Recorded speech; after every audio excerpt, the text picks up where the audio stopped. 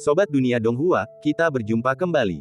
Tanpa berlama-lama mari kita lanjutkan ceritanya. Selamat mendengarkan dan selamat berimajinasi. Jianshan memiliki hukum pembatasan unik yang dapat mendeteksi bakat pedang dan akar spiritual Chen Qingyuan. Sampai sekarang, bahkan jika Chen Qingyuan tidak melakukan suatu tindakan yang hebat, para pedang roh itu akan berbondong-bondong mendatanginya, berharap untuk meninggalkan tanah Jianshan dan menemani Chen Qingyuan untuk menaklukkan dunia. Banyak orang diam-diam mengamati Chen Qingyuan, termasuk banyak tetua dari Balai Pedang, serta orang-orang kuat dari garis keturunan Qi dan cabang lainnya. Bagaimana Lao Yu menemukan bibit yang menjanjikan seperti itu? Dalam pertarungan di level yang sama, dia bisa setara dengan Changsun Fengye dari Istana Piao Miao. Dia benar-benar makhluk yang mengerikan. Semoga Chen kecil bisa mencapai puncak gunung dan mendapatkan pengakuan pedang suci leluhur. Para tetua berkomunikasi secara rahasia dan mengamati perubahan di Gunung Pedang. Setelah lebih dari 10 hari, Chen Qingyuan semakin dekat ke puncak gunung, dan garis tujuan hanya berjarak beberapa meter. Namun, beberapa meter terakhir sangatlah sulit. Saat Anda mendekati puncak gunung, jumlah pedang berkurang secara signifikan, karena pedang di area ini semuanya adalah senjata suci. Suara mendesing, pedang suci tingkat rendah, memancarkan cahaya hijau, berputar di sekitar Chen Qingyuan beberapa kali. Panjangnya sekitar 1 meter dan berwarna hijau tua. Ada puluhan pola pedang terukir di bilahnya, membuatnya tampak misterius. Pedang Qingsu berada pada level teratas bahkan di antara pedang suci tingkat rendah. Para tetua masih sangat jelas tentang asal-usul dan nama bejana suci itu. Meskipun pedang ini luar biasa, tetap saja tidak memenuhi persyaratan Chen Qingyuan. Gu Qingfeng meramalkan bahwa Chen Qingyuan setidaknya bisa mendapatkan pedang suci dengan kualitas biasa atau kelas atas. Itulah pedang yang selalu aku impikan. Ketika beberapa murid di Balai Pedang mendengar bahwa ada sesuatu yang menarik untuk ditonton, mereka meletakkan pekerjaan mereka, datang ke sekitar Jianshan, dan melihat ke kejauhan.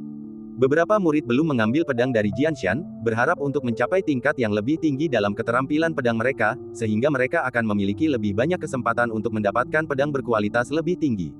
Bagi murid biasa Balai Pedang, pedang suci tingkat rendah sudah merupakan kemewahan terbesar. Merasa menyesal, seperti sebelumnya, Chen Qingyuan menolak pedang berharga ini. Berdengung, pedang Qingsu berkelebat beberapa kali, lalu kembali ke posisi semula dengan sedikit penyesalan. Tidak lama kemudian, pedang lainnya mulai berubah, semuanya berharap untuk menjadikan Chen Qingyuan seorang ahli pedang.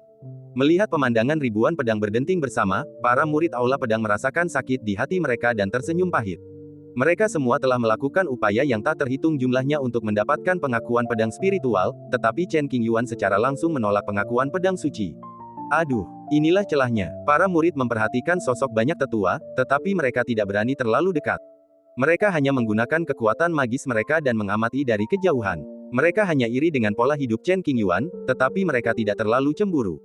Lagi pula, mereka juga telah mendengar bahwa Chen Qingyuan, di usia ini, mampu menggunakan teknik khusus untuk memasuki kondisi tanpa pedang dalam waktu singkat, dan bahwa dia berbakat. 10 hari kemudian, Chen Qingyuan hanya berjarak 10 meter dari mencapai puncak gunung. Sekarang, dia harus menggertakkan giginya dan berjalan dengan goyah pada setiap langkah yang diambilnya. Patah. 1 langkah, 2 langkah, 3 langkah. Di bawah tatapan semua orang, Chen Qingyuan perlahan-lahan mendekati puncak. Banyak orang tua mengepalkan tangan mereka, menunjukkan kegugupan mereka. 7 pedang di puncak gunung adalah harta karun peninggalan leluhur pertama kita. Dibandingkan dengan pedang suci kelas atas dengan kualitas yang sama, pedang-pedang itu lebih tajam dan lebih kuat, bahkan luar biasa. Beberapa langkah terakhir memakan waktu setengah jam bagi Chen Qingyuan. Dentang. Dengan langkah ini, Chen Qingyuan benar-benar berdiri di puncak gunung. Dalam sekejap, penghalang di puncak gunung mengalami perubahan yang tidak biasa. Suara-suara kuno datang entah dari mana, menyebar ke setiap sudut gunung Jianshan dan bergema di telinga Chen Qingyuan. Kita sudah mencapai puncak. Semua orang menghela napas lega. Mencapai puncak berarti Chen Qingyuan setidaknya akan mendapatkan pedang suci biasa yang berkualitas tinggi. Sedangkan untuk pedang suci di dalam formasi khusus, itu bergantung pada keberuntungan Chen Qingyuan dan sulit diprediksi. Di inti puncak gunung terdapat lingkaran ajaib, dengan 7 pedang hijau setinggi 3 kaki tergantung tegak di dalamnya. Di luar lingkaran sihir, ada sekitar lusinan pedang suci kelas atas, beberapa di antaranya tertanam di batu besar, beberapa di dalam tanah, dan beberapa tergeletak begitu saja. Dengung-dengung-dengung. Saat Chen Qingyuan mencapai puncak, puluhan pedang suci bersinar pada saat yang sama, dan sinar pedang melesat ke langit, membentuk bayangan pedang besar di langit, yang cukup spektakuler. Namun, Chen Qingyuan tidak punya pilihan untuk saat ini, tetapi langsung berjalan ke lingkaran sihir. Dia ingin mencobanya. Setelah mencapai puncak gunung, Chen Qingyuan tidak lagi merasakan tekanan yang menyesakkan, dan tubuhnya terasa jauh lebih rileks. Tak lama kemudian, ia mencapai tepi lingkaran sihir dan mengambil ketujuh pedang tersebut. Apa yang harus dilakukan? Chen Qingyuan berdiri di sana, tenggelam dalam pikiran mendalam. Untuk mendapatkan pedang suci yang ditempa oleh leluhur, seseorang perlu menunjukkan bakat luar biasa dalam ilmu pedang.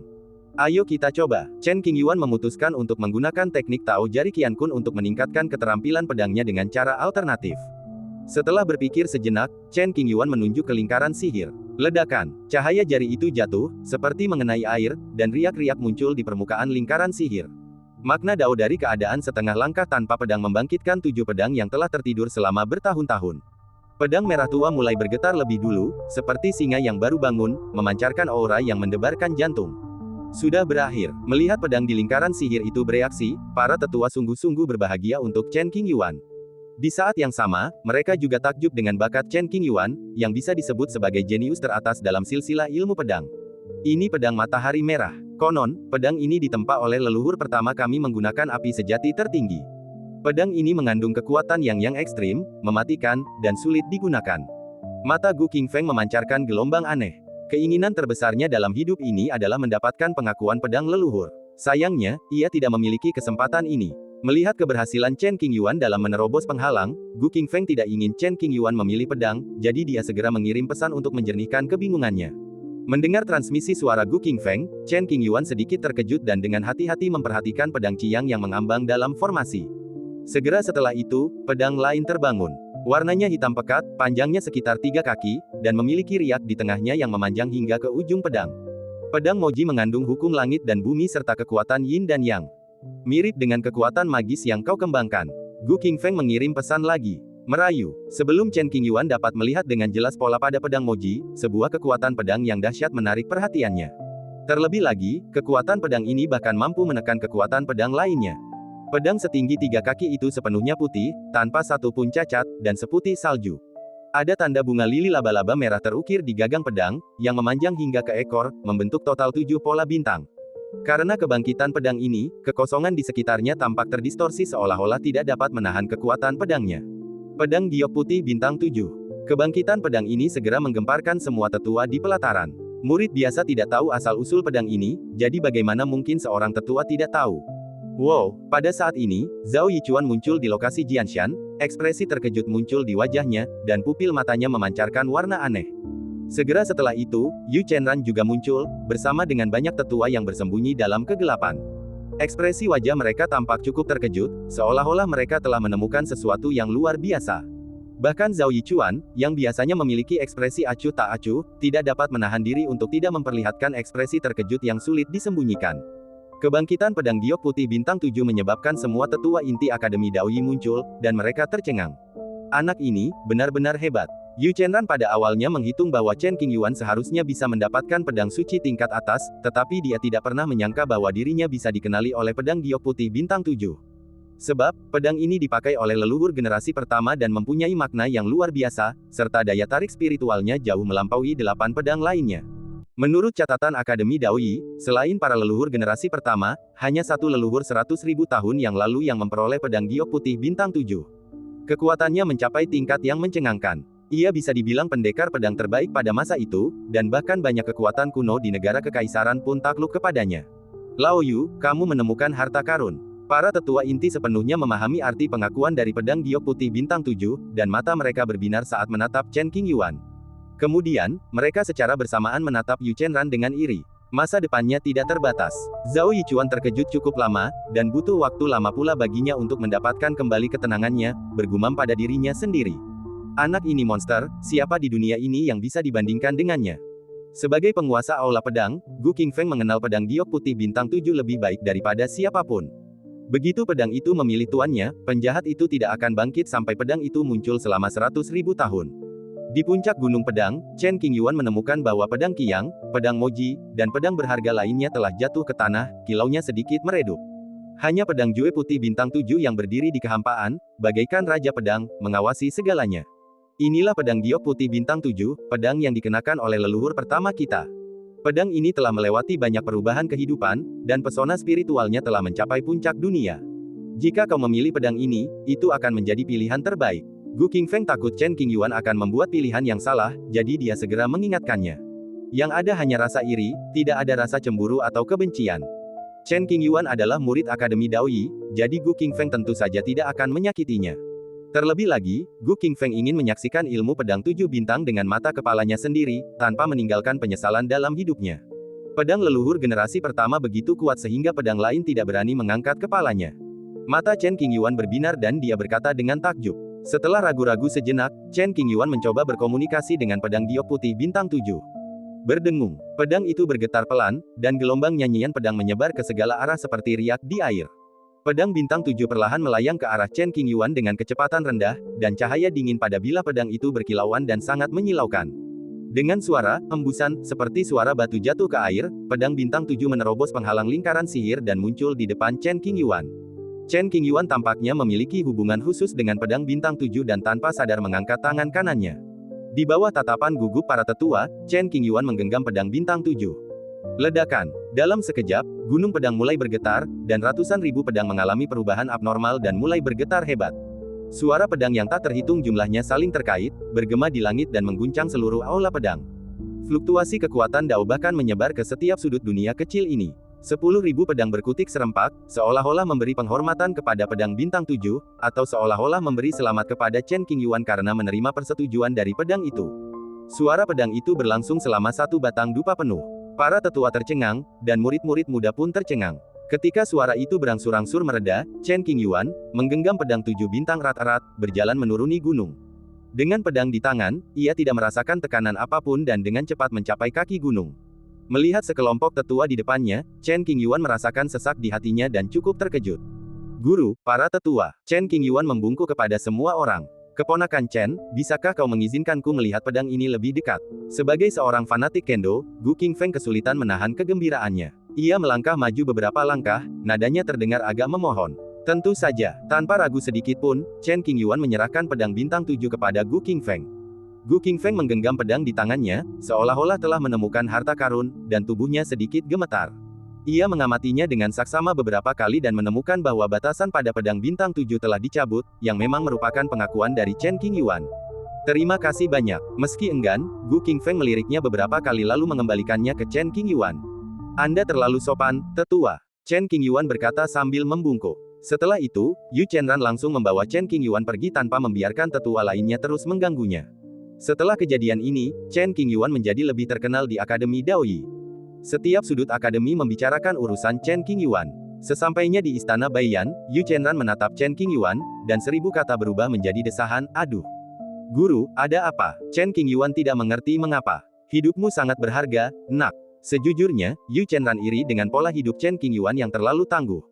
Hehe, untung saja. Chen Qingyuan mengira gurunya sedang membicarakan pedang bintang 7. Ia menatap pedang itu dan berbisik, jika aku menggunakan pedang ini untuk bertarung dengan orang lain di masa depan, akankah ada orang kuat yang mengincarku, membunuhku, dan merampokku?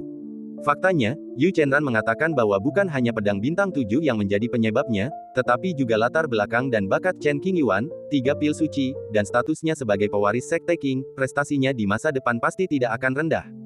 Jangan pamerkan kekayaanmu saat bepergian. Yu Chenran juga menunjukkan sedikit kekhawatiran, dan berkata dengan penuh pertimbangan, dengan tingkat kultivasimu saat ini, kau belum bisa benar-benar mengendalikan pedang giok putih 7 bintang.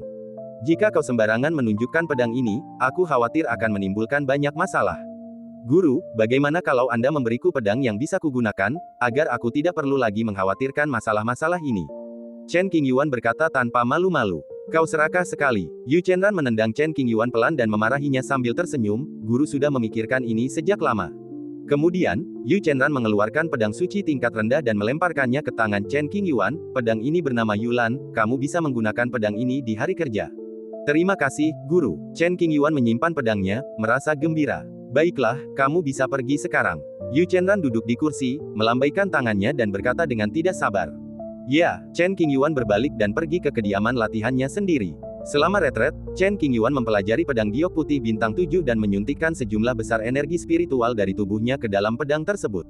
Ia mendapati bahwa pedang itu bagaikan jurang air yang tak berujung dan tak dapat diisi sama sekali. Kalau seseorang menghunus pedang bintang 7 dengan basis kultivasi seorang kultivator tahap bayi, akan sulit baginya untuk mengayunkan pedang itu meskipun ia telah menguras seluruh energi spiritual dalam tubuhnya. Setelah itu, Chen Qingyuan berencana untuk mengasingkan diri selama beberapa waktu untuk meningkatkan kultivasinya dan juga mempelajari teknik pedang yang lebih maju.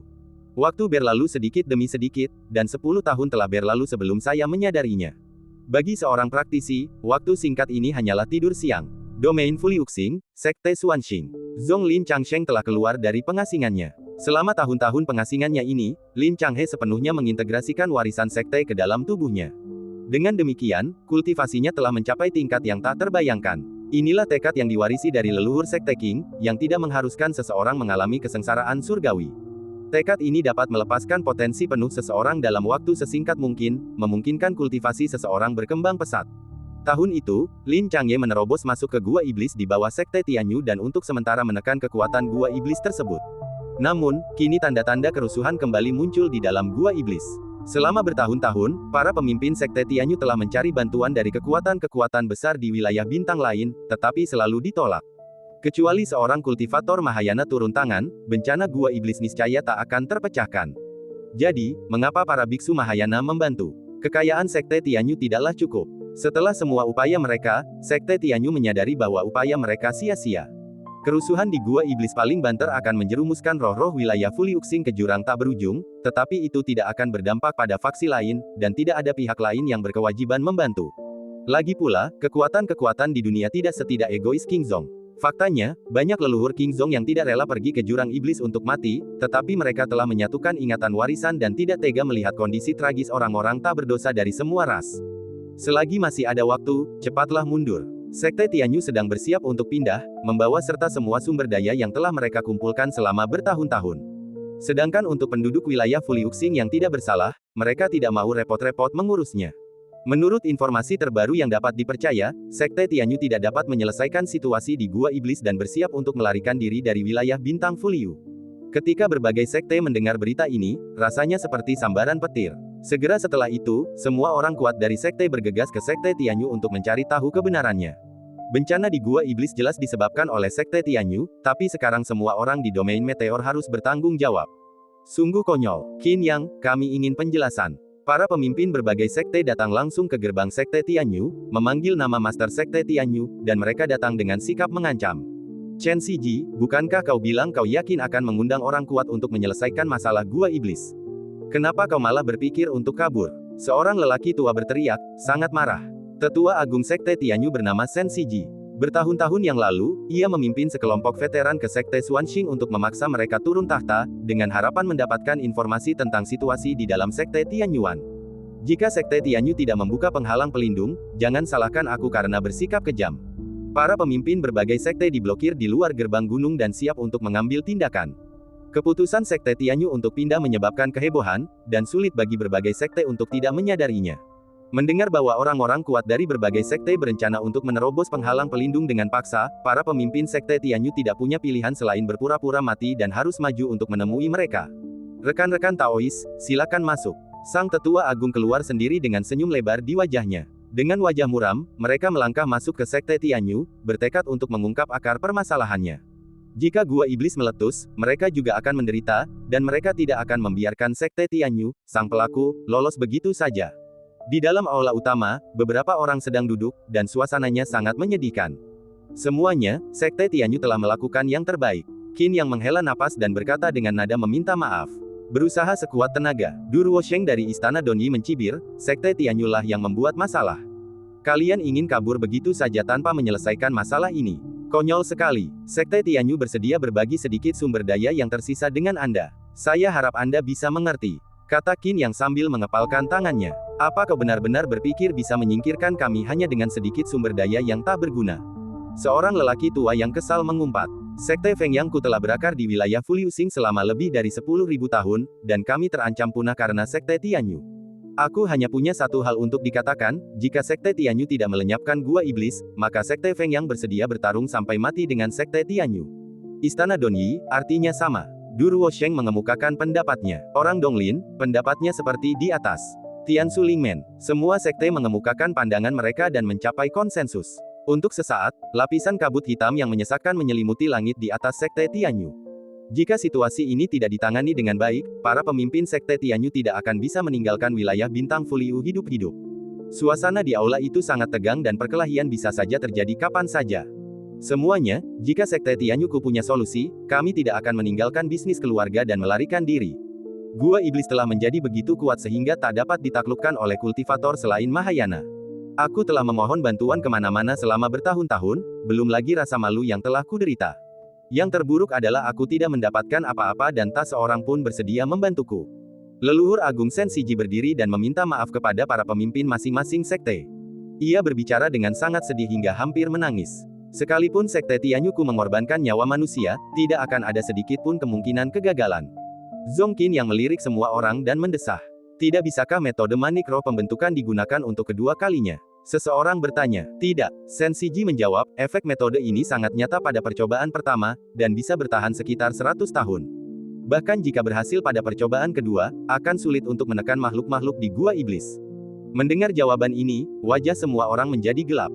Jika mereka benar-benar tidak dapat menyelesaikan masalah Gua Iblis, bahkan jika mereka bersatu untuk menghancurkan Sekte Tianyu, mereka masih harus melarikan diri dari domain Fuliuxing. Ini takdir. Semua orang tentu tidak ingin meninggalkan domain Fuliuxing, karena di sanalah mereka akan menetap. Jika kamu pergi ke daerah lain, di mana kamu akan menetap? Tempat-tempat dengan energi spiritual yang kaya telah dihuni manusia. Jika sekte tersebut pindah dari domain Fuliuxing, sekte tersebut mungkin akan hancur dalam semalam. Tepat saat suasana di aula menjadi semakin menyedihkan, aura mengerikan datang dari jauh dan turun ke Sekte Tianyu. Ada seorang pria berjubah hitam, yang menggunakan teknik misterius untuk menyembunyikan penampilan dan auranya, membuatnya mustahil bagi siapapun untuk mendeteksinya. Orang yang datang adalah Lin Changye. Ia meninggalkan jasadnya di Sekte Xuanxing, lalu pergi diam-diam ke Sekte Tianyu. Saat sarang iblis datang, Lin Changye tidak bisa berdiam diri saja. Ledakan. Dengan suara keras, Lin Changye menghancurkan penghalang pelindung Sekte Tianyu dengan jentikan jarinya, menyebabkan area itu bergetar hebat, batu-batu berjatuhan, dan asap tebal mengepul. Bagaimana Anda menjawab? Semua orang di aula terkejut dan menoleh. Tekanan yang mengerikan. Kapan Sekte Tianyu memprovokasi musuh sekuat itu? Orang-orang kuat dari berbagai sekte merasakan tekanan menyebar, dan jiwa mereka tercekik. Siapa senior ini? Apa dendammu terhadap Sekte Tianyuku? Qin yang berjalan keluar dari aula di bawah tekanan yang luar biasa, membungkuk kepada Lin Changye yang berdiri di kehampaan, dan bertanya. Sekte Tianyu membiarkan Gua Iblis berkembang dan mengambil keuntungan darinya, membahayakan nyawa miliaran orang di wilayah Fuliuxing. Ini adalah kejahatan yang tak termaafkan. Lin Changhe akan menyelesaikan masalah Gua Iblis, tetapi prasyaratnya adalah menyingkirkan momok Sekte Tianyu terlebih dahulu. Jika bukan karena Sekte Tianyu, roh-roh yang tak terhitung jumlahnya di domain Fuliuxing tidak akan harus menanggung ancaman Gua Iblis. Selagi dia berbicara, Lin Changye mengangkat tangan kanannya dan menekan para pemimpin puncak Sekte Tianyu. Biksu Mahayana. Tiba-tiba, semua orang jelas merasakan tekanan mengerikan dari Lin Changbei dan berseru kaget. Tak ingin terlibat, para petinggi dari berbagai sekte melarikan diri ke segala arah dengan kecepatan tinggi.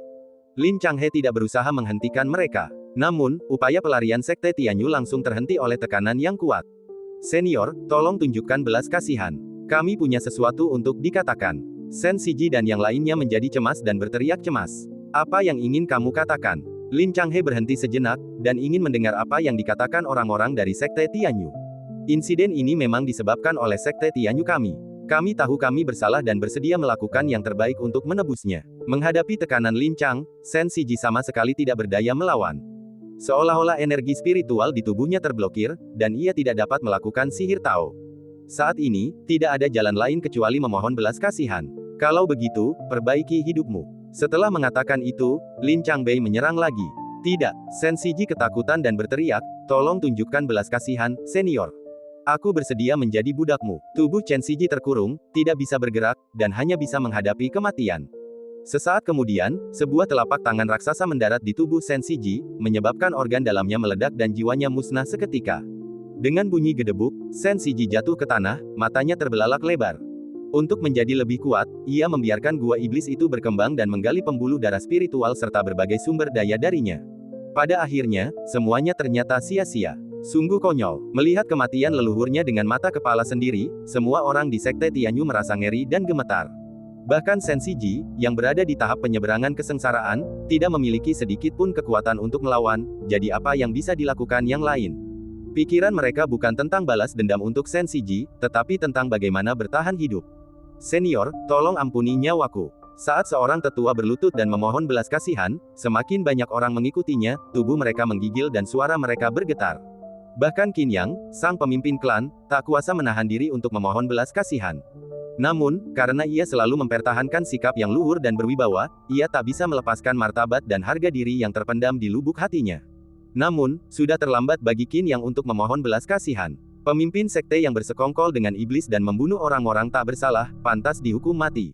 Lin Chang'e mengalihkan pandangannya ke Qin Yang, dan setiap kata yang diucapkannya bagaikan suara Tao, yang langsung menusuk ke dalam jiwa. Hati Qin Yang bergetar dan dia ingin menjelaskan. Memanggil, Lin Chang'e tidak punya waktu untuk mengobrol dengan Qin Yang, jadi dia menunjuk.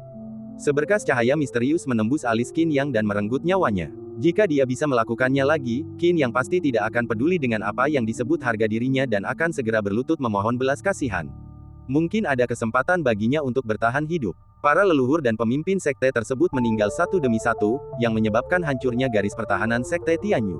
Ribuan orang berlutut di tanah, gemetar dan memohon belas kasihan. Tekanan dari para biksu Mahayana adalah sesuatu yang tidak dapat ditolak oleh orang biasa.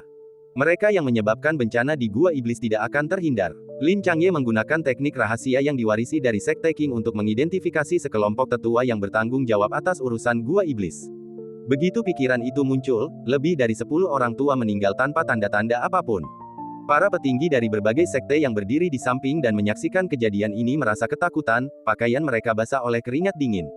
Mereka takut masalah ini akan melibatkan mereka dan menjadi sangat gugup. Orang yang tidak bersalah bebas pergi. Lin Chang'e tidak akan membunuh orang yang tidak bersalah tanpa pandang bulu, dan suaranya bergema di antara langit dan bumi.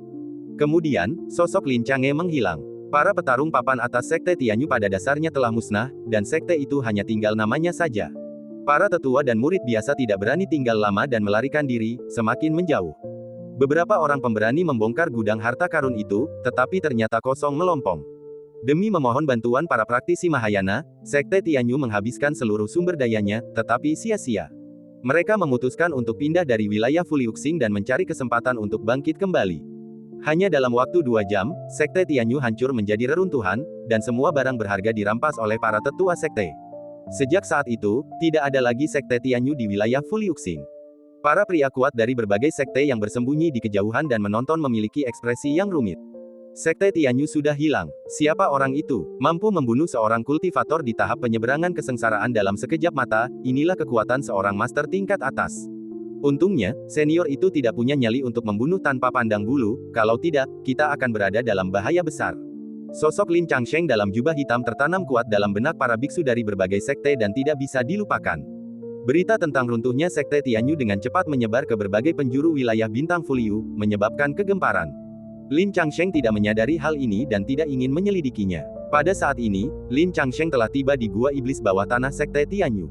Kembali ke sini, saya memiliki perasaan campur aduk. Setelah beberapa tarikan napas, Lin Changsheng muncul di bagian terdalam Gua Iblis. Gemerincing, dengan jentikan jarinya, kegelapan tak berujung itu pun sirna oleh seberkas cahaya hijau. Mural ribuan setan dan patung batu monster yang tak terhitung jumlahnya. Saat itu, Lin Changsheng hampir mati tak berdaya menghadapi bahaya ini. Untungnya, ia berhasil menembus batasan warisan di saat kritis dan dilindungi oleh leluhurnya. Sudah waktunya untuk mengakhirinya. Lin Changsheng mengulurkan tangan kanannya dan melihat ke arah jantung iblis di bawah. Seakan merasakan ancaman kematian, Mo Xin lebih baik terluka daripada menghancurkan segel manik roh formasi tersebut, dan jantungnya mulai berdetak dentuman-dentum ingin melawan. Energi iblis yang mengerikan menyerbu ke arah Lin Changsheng. Percuma saja, Lin Changsheng tetap tenang menghadapi ini, dan hanya menjentikkan lengan bajunya untuk mengusir roh jahat. Segera setelah itu, segel Tao terbentuk di telapak tangan kanannya. Pergi, Lin Changsheng mendorong segel itu ke dalam hati iblis. Jantung iblis itu membesar beberapa kali lipat, dan urat-urat darah di sana terlihat sangat jelas, seakan-akan mengekspresikan rasa takut yang amat dalam. Ledakan, segel itu mendarat di jantung iblis, menembus tepat ke bagian terdalamnya. Kemudian, kekuatan dahsyat itu menyebabkan jantung iblis itu meledak, dan daging serta darah hitam berceceran di mana-mana. Saat jantung iblis itu meledak, mural 10.000 iblis dan benda-benda lain di dekatnya juga mulai runtuh. Merayu, suara hantu melolong dan serigala melolong datang dari segala arah, dan kedengarannya sangat menyakitkan. Semua hukum sihir tidak dapat mendekati Lin Changsheng. Hanya dalam sekejap, gua sihir runtuh dan krisis di domain Fuliuxing teratasi. Hukum gua iblis runtuh, dan sekte Tianyu yang berada di atasnya pun mulai berguncang. Sebagian besar bangunan runtuh ke dalam jurang, memenuhi gua iblis. Pada titik ini, Sekte Tianyu telah menjadi reruntuhan, dengan asap tebal mengepul di sekelilingnya. Gua iblis tampaknya telah dipecahkan oleh senior itu. Para biksu dari berbagai sekte di dekatnya menyaksikan istana Sekte Tianyu runtuh satu demi satu, dan tidak dapat merasakan sedikit pun energi iblis. Itu benar, seorang kultivator tertentu berani menggunakan kekuatan gaibnya dan mengamati dengan saksama, dan memang menemukan bahwa gua iblis telah dihancurkan. Pasti dilakukan oleh senior itu. Ini berkah bagi kita dan warga Meteor Region. Semua orang merasa hormat pada senior Mahayana yang terkenal itu. Lin Changsheng sendiri telah meninggalkan wilayah Sekte Tianyu dan pergi ke tempat yang lebih terpencil. Di kota yang fana, jarang sekali melihat para pembudidaya. Lin Changsheng berjalan lurus ke depan dan berhenti di pintu sebuah rumah. Dentang, pintu yang tertutup rapat terbuka, dan seorang lelaki tua lumpuh berpakaian kain keluar. Ternyata itu adalah Dewa Pedang Canggeng, Li Muyang. Lin Changsheng dari Sekte Xuanxing, salam untuk Dewa Pedang Senior. Hari ini, Lin Changsheng mengenakan gaun panjang seputih salju, tampak seperti pria sederhana namun juga seperti makhluk abadi yang diasingkan. Setelah mengintegrasikan ingatan warisan dan meningkatkan kekuatannya secara signifikan, Lin Changsheng menyadari bahwa ada kekuatan dahsyat yang tersembunyi di wilayah bintang Fuliu. Kemudian, ia menggunakan beberapa metode rahasia untuk menemukan lokasi pedang abadi dan datang mengunjunginya.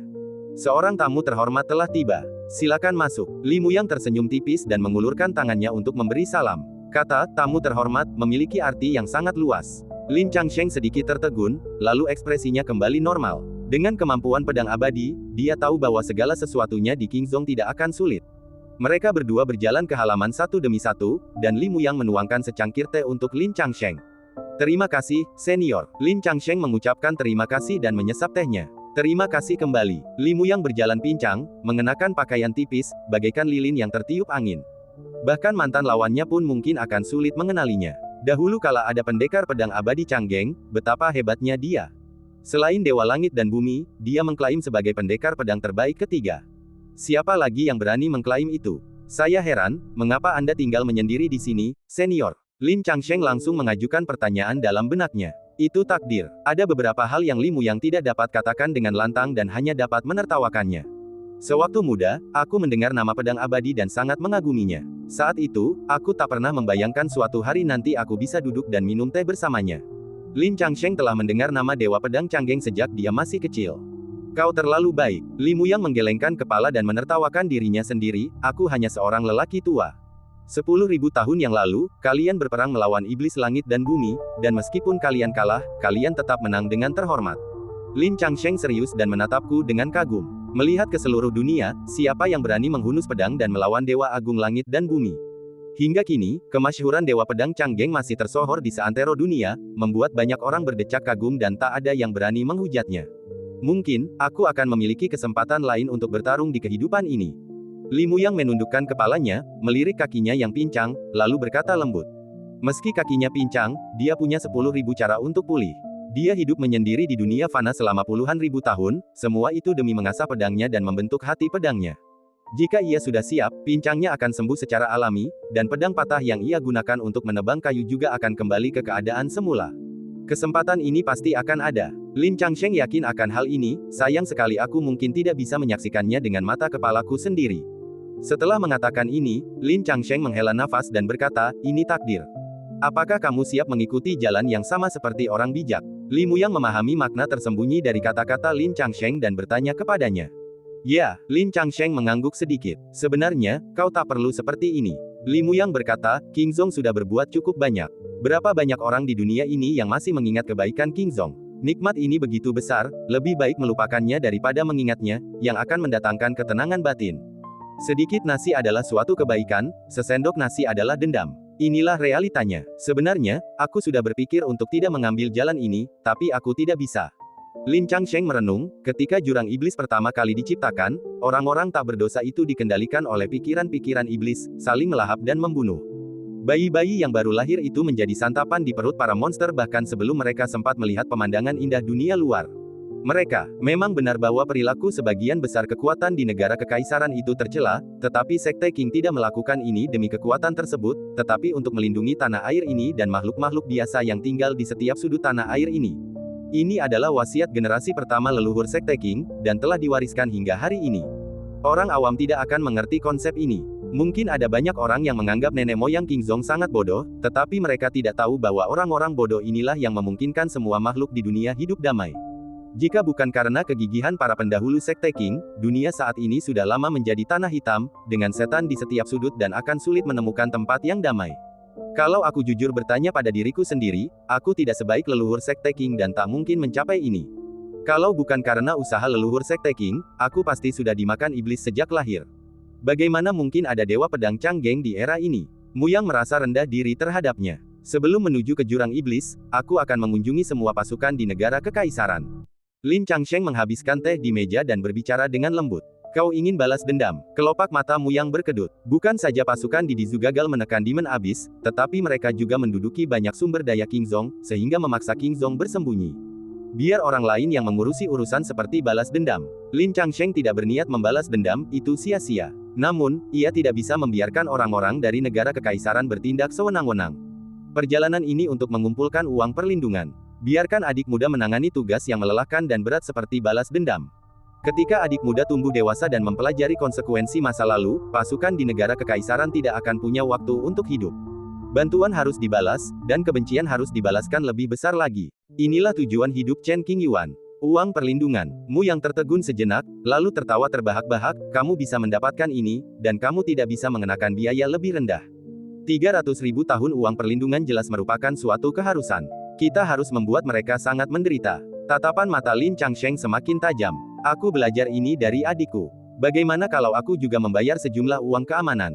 Mu yang bercanda. Senior, kamu bercanda. Hahaha. Keduanya tersenyum satu sama lain dan melanjutkan minum teh. Setelah mengobrol sebentar, Lin Changsheng memutuskan untuk pergi. Sebelum pergi, Lin Changsheng meminta bantuan, senior, jika Sekte Xuanxing dalam masalah di masa depan, mohon bantuannya. Tentu saja, Mu yang tetap tinggal di domain meteorik selama bertahun-tahun, sebagian karena dia diam-diam melindungi Sekte Xuanqing dan tidak ingin membiarkan dupa Sekte Xuanqing dilenyapkan. Dia tidak bisa menekan Demon Abyss dengan mengorbankan nyawanya, tetapi dia harus melakukan apa yang dia bisa. Terima kasih, senior. Lin Changsheng membungkuk dan mengucapkan terima kasih dengan tulus. Mu yang membungkuk. Jadi, Lin Changsheng berjalan keluar pintu, melangkah ke cakrawala, dan meninggalkan bayangan sisa di tempat. Warisan Sekte King sungguh misterius dan tak terduga. Dalam waktu kurang dari 100 tahun, kekuatannya telah mencapai level ini. Sungguh tak terbayangkan. Mu yang melihat tingkat kultivasi Lin Changsheng dan kagum dengan sikapnya yang tidak terikat. Tidaklah berlebihan jika dikatakan bahwa bahkan jika Lin Changsheng pergi ke Dizu, dia akan tetap menjadi petarung tingkat atas. Metode pewarisan ini ibarat inisiasi dari leluhur, yang dapat menghemat waktu bertahun-tahun latihan keras. Tentu saja, metode Tao ini juga memiliki kekurangan yang sangat besar. Setelah inisiasi selesai, praktik seumur hidup seseorang terhenti, dan tanpa pencapaian yang luar biasa, tidak ada cara untuk berkembang. Namun, siapapun yang dapat mewarisi ingatan yang diwariskan sangatlah berbakat. Setelah inisiasi, mereka setidaknya telah mencapai tahap akhir kultivasi Mahayana. Berapa banyak orang di dunia ini yang dapat mengandalkan kemampuan mereka sendiri untuk mencapai tingkat kultivasi ini? Sebelum pergi ke Dizu, Lin Changsheng berencana untuk mengunjungi Akademi Daoyi. Perjalanan ini mungkin akan menjadi bencana, dan dia ingin melihat Chen Qingyuan. Saya tidak menyangka masih ada orang-orang cakap di King Zong. Di akademi, Yu Chenran merasakan fluktuasi hukum yang tidak normal, alisnya berkedut, dan dia terkejut. Segera, Yu Chenran membuka penghalang Akademi Daoyi, mencegah orang lain di akademi menemukannya, dan mengundang Lin Changsheng masuk, rekan Taois, silakan masuk.